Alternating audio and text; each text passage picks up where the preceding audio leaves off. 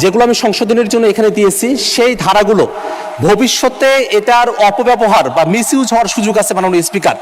এটা আশঙ্কার বিষয় এই কারণে, আমরা যদি এই আইনের ৩৬ নম্বর ধারার ২ নম্বর উপধারার দিকে তাকাই তাহলে দেখব এখানে তল্লাশি এবং জব্দের জন্য বলা হয়েছে যে কোনো পুলিশ অফিসার যদি বিশ্বাস করেন যে এই ধরনের কোনো ঘটনা সংঘটিত হচ্ছে তাহলে সেখানে তিনি তল্লাশি এবং জব্দ করতে পারবেন আদালতের অনুমতি ছাড়াই। এই জায়গাটাতেই আমাদের একটা আশঙ্কার জায়গা মাননীয় স্পিকার। যদি কোনো একটা কর্তৃপক্ষকে আদালতের অনুমতি ছাড়াই এই ধরনের সুযোগ দেওয়া হয়, সরকার হয়তো মিসইউজ করতে চায় না, কিন্তু সেই কর্তৃপক্ষ যদি আইনটাকে মিসইউজ করতে চায় তাহলে নাগরিকদের যে অধিকার সেটা খর্ব হতে পারে মাননীয় স্পিকার। মাননীয় স্পিকার, আপনাকে ধন্যবাদ। মাননীয় স্পিকার, আপনি শেষ দিকে যদি সময় একটু বাড়িয়ে দেন তাহলে ব্যাখ্যা করাটা সহজ হবে। মাননীয় সদস্য, আপনি জনমত যাচাই, বাছাই কমিটিতে প্রেরণ প্রস্তাব এবং আপনি যে সংশোধনী সমূহ দিয়েছেন সবগুলোর উপরে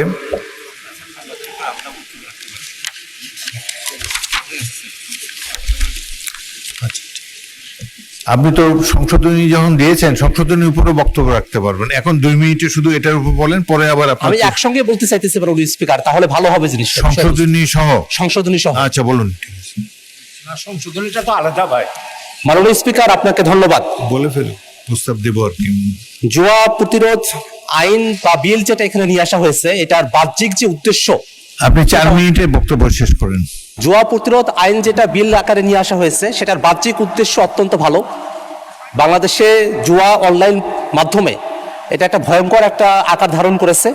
এই কারণে এই আইনের মতো করে একটা যুবকযোগী আইন করা প্রয়োজন, যে আইনের মধ্য দিয়ে বাংলাদেশে জুয়া এবং অনলাইন মাধ্যমে যে জুয়াগুলো সংগঠিত হয় সেগুলোতে লাগাম টেনে ধরা সম্ভব হবে এবং যারা জুয়ারি আছে, জুয়ার সাথে সম্পৃক্ত ব্যক্তিবর্গ আছে, তাদেরকে আইনের আওতায় নিয়ে আসা সম্ভবপর হবে। এই কারণে আজকে মাননীয় স্বরাষ্ট্রমন্ত্রী কর্তৃক যে বিলটা এখানে উত্থাপন করার জন্য বিবেচনার জন্য পাঠানো হয়েছে, সে আইনের যে বাহ্যিক উদ্দেশ্য তার সঙ্গে আমরা একমত।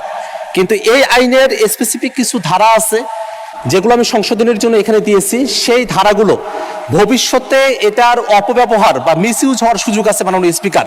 এটা আশঙ্কার বিষয় এই কারণে, আমরা যদি এই আইনের ৩৬ নম্বর ধারার ২ নম্বর উপধারার দিকে তাকাই তাহলে দেখব এখানে তল্লাশি এবং জব্দের জন্য বলা হয়েছে যে কোনো পুলিশ অফিসার যদি বিশ্বাস করেন যে এই ধরনের কোনো ঘটনা সংঘটিত হচ্ছে তাহলে সেখানে তিনি তল্লাশি এবং জব্দ করতে পারবেন আদালতের অনুমতি ছাড়াই। এই জায়গাটাতেই আমাদের একটা আশঙ্কার জায়গা মাননীয় স্পিকার। যদি কোনো একটা কর্তৃপক্ষকে আদালতের অনুমতি ছাড়াই এই ধরনের সুযোগ দেওয়া হয়, সরকার হয়তো মিসইউজ করতে চায় না, কিন্তু সেই কর্তৃপক্ষ যদি আইনটাকে মিসইউজ করতে চায় তাহলে নাগরিকদের যে অধিকার সেটা খর্ব হতে পারে মাননীয় স্পিকার। এই আইনের ৩৭ নম্বর ধারা এবং ৩৮ নম্বর যে ধারা, সেখানে জুয়ার স্থান সিলগালা করা, বন্ধ করা এবং website, app, server, domain, IP address এগুলোকে ব্লক করার কথা বলা হয়েছে মাননীয় স্পিকার। এই দুইটা জায়গাতেও একইভাবে আদালতের অনুমতির উপরে নির্ভর না রেখে কোনো একটা কর্তৃপক্ষ তারা চাইলেই কোনো একটা অ্যাপ, কোনো একটা ডোমেইন, কোনো একটা সার্ভার সেটাকে তারা ব্লক করে দিতে পারবেন। এই ধরনের ক্ষমতা এখানে দেওয়া হয়েছে মাননীয় স্পিকার। যদি এই ধরনের অনুমতি কোর্টের কাছ থেকে না নিয়ে এসে কোনো একটা কর্তৃপক্ষই যদি এটা করে ফেলে, সেক্ষেত্রে যেই ভুক্তভোগী ব্যক্তিরা আছেন তারা অনেক সময় তাদের আত্মপক্ষ সমর্থনের সুযোগও পাবেন না। সেক্ষেত্রে এমনও হতে পারে যে জুয়ার কথা বলে, জুয়া প্রতিরোধের কথা বলে সরকারের সমালোচনা করছে এমন কোনো ওয়েবসাইট, এমন কোনো নিউজ পোর্টাল, এমন কোনো ফেসবুক অ্যাকাউন্ট, সেগুলোকে ব্লক করে দেওয়া হতে পারে এবং সেখানে কোনো রেমেডি রাখারও কোনো ব্যবস্থা এখানে রাখা হয় নাই, কোর্টে যাওয়ার মতো কোনো এখানে ব্যবস্থাপনা এখানে রাখা হয়নি মাননীয় স্পিকার, যেটা সামগ্রিকভাবে আমাদের উপরে একটা বড় ধরনের নাগরিক নিষ্পেষণের মতো পরিবেশ তৈরি করতে পারে ভবিষ্যতে মাননীয় স্পিকার। এই আইনের ৪১ নম্বর ধারার মধ্যে এনআইডি, সিম এবং এমএফএস লিঙ্কিং সিস্টেমের কথা বলা হয়েছে। যে লিঙ্কিং সিস্টেমের কথা এখানে বলা হয়েছে মাননীয় স্পিকার, এটা যদি আমরা যে ব্যক্তিগত উপাত্ত সুরক্ষা যে আইনটা আমরা করেছি সেটার সাথে সংযুক্ত রেখে যদি এটা করা হয় সেক্ষেত্রে ঠিক আছে, কিন্তু যদি সিম কার্ড এবং এইখানে এমএফএস লিঙ্কিং এর মতো যে ব্যবস্থাপনার কথা বলা হয়েছে এটা যদি অবারিত করে রাখা হয়, এখন যেভাবে এই আইনের ৪১ ধারায় অবারিত করা হয়েছে, তাতে করে অনেক সময় নিরপরাধ কোনো ব্যক্তি তাদের এই ব্যক্তিগত তথ্য উপাত্ত যেগুলো আছে সেগুলো হুমকির মুখে পড়তে পারে, সেগুলো যে কোনো সময় যে কোনো জায়গায় এগুলো প্রকাশিত হয়ে যেতে পারে মাননীয় স্পিকার। এই কারণে মাননীয় স্পিকার, আমরা একটা আশঙ্কার কথা জানি, যখন শেখ হাসিনা সরকার ডিজিটাল সিকিউরিটি অ্যাক্ট এই আইনটা যখন পাশ করেছিল তারা বলেছিল যে এটা ভালো, যে অনলাইন মাধ্যমে অপরাধগুলো হচ্ছে সেগুলোকে নিরোধ করার জন্য সেই আইনটা করা হয়েছিল, বলা হয়েছিল।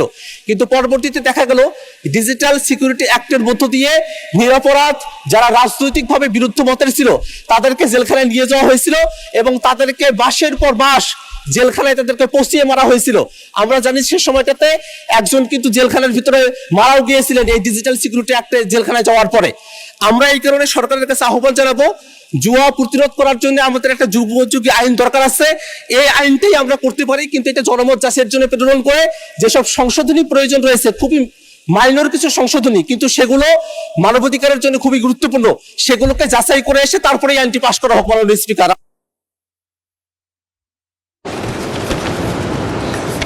মাননীয় সদস্য মোহাম্মদ মাসুদ পারভেজ চুয়াডাং।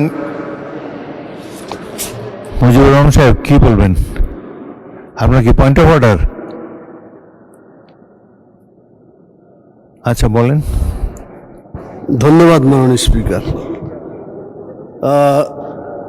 মাননীয় স্বরাষ্ট্রমন্ত্রী যখন এই বিলটা আনেন তখন ওনাকে আমি দৃষ্টি আকর্ষণ করেছিলাম, আল্লাহ তাআলা কোরআন মাজিদে যে আয়াতটি নাজিল করেছেন সেই আয়াতে বলা হয়েছে ইন্নামাল খামরু ওয়াল মাইসির। মাননীয় সদস্য, আপনি কোনো সংশোধনী দেন নাই, নোটিশ দেন নাই, জনমত যাচাই চান নাই, এখন পিছনে কি বলেছেন এটা বলে লাভ কি? যেহেতু আমি স্বরাষ্ট্রমন্ত্রীর দৃষ্টি আকর্ষণ করেছিলাম, ওটা উনি ওনার বক্তব্যের সময় বলবে আর কি। আপনি একটা চিট পাঠান ওনার কাছে যে আমার বক্তব্য। আমাকে 1 মিনিটে হয়ে যাচ্ছে কথা। আচ্ছা বলেন। সেটা বা হচ্ছে এটা নিয়ম নাই, কিন্তু একটা we are in a process. বলুন। কোরআন মাজিদের একটা বক্তব্যের ওয়েট আছে মাননীয় স্পিকার। আল্লাহ তাআলা আগে মদকে হারাম করেছেন, ইন্নামাল খামরু, খামরু মানে মদ, মদকে হারাম করেছেন। এরপরে জুয়ার কথা এসেছে। মদ এবং জুয়া দুটাই খারাপ, সিরিয়ালি মদটা বেশি খারাপ, সেই জন্য আগে ওইটা আসলে তারপরে এটা আসলে সঠিকভাবে এটার বিচার বিশ্লেষণ করা যেত মাননীয় স্পিকার। আমি মনে করি, যদিও উনি বলেছেন যে মদের বিলটা পরে আসবে, আমার মনে হয় নিশ্চয়ই আসবে, আসলে তখন কথা বলার সুযোগ। মাননীয় সদস্য, আমি অনেকবার বলেছি সংসদে এভাবে মৌখিক বাক্যালাপের কোনো সুযোগ নেই। আপনি নোটিশ দেবেন, নোটিশের উপরে আমরা কথা বলবো। Please give notice next time.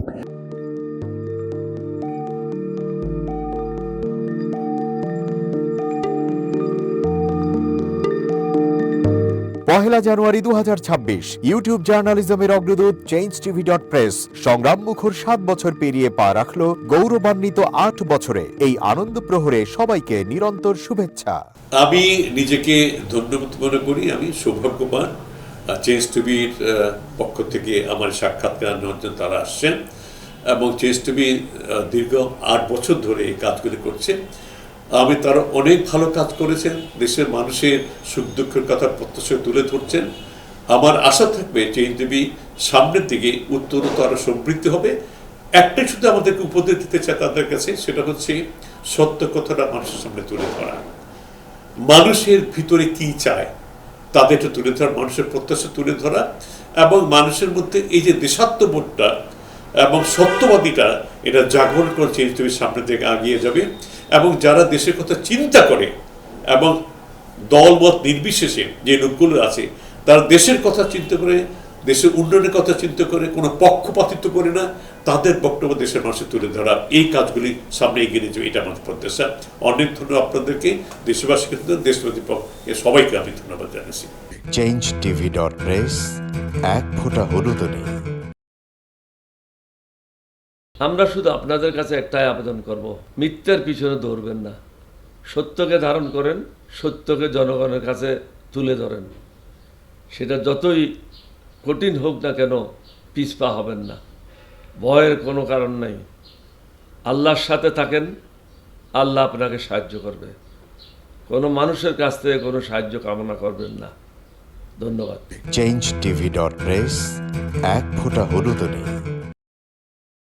হ্যাঁ, চেঞ্জ টিভি আমি বিশেষ কারণে দেখি সুযোগ পেলে, বিশেষ করে তোমার অনুষ্ঠানটা যখন হয় আগে পরে আমি দেখে থাকি, ভালো লাগে, উপস্থাপনা ভালো, মোটামুটি সব কিছু ভালো। আমি তাদের শুভকামনা করি এবং চেঞ্জ টিভি আমি আশা করি সবসময় নিরপেক্ষ, যেহেতু এই চেঞ্জ টিভিটা সংবাদ প্রচারের একটা মাধ্যম, সুতরাং সঠিক সংবাদটাই চেঞ্জ টিভি প্রচার করবে, এটাই আমার কামনা থাকবে তাদের কাছে। সেই সঙ্গে আমার শুভেচ্ছা থাকবে। changetv.press এক ফোঁটা হলুদও নেই। সুপ্রিয় দর্শক, এই চেঞ্জ টিভি বিগত 7 বছর ধরে খুবই গুরুত্বপূর্ণ ভূমিকা পালন করছে আমিরুল মোমিনিন মানিক। উনি তো এখন বাংলাদেশে একটা ন্যাশনাল ফিগার হয়ে দাঁড়িয়েছেন। তিনি সত্যকে ধারণ করে আছেন, সত্য প্রচার করে, সত্যের প্রকাশ করে, সত্য ধারণ করে তিনি একটা পরিবর্তন আনতে চেয়েছেন এই সমাজে।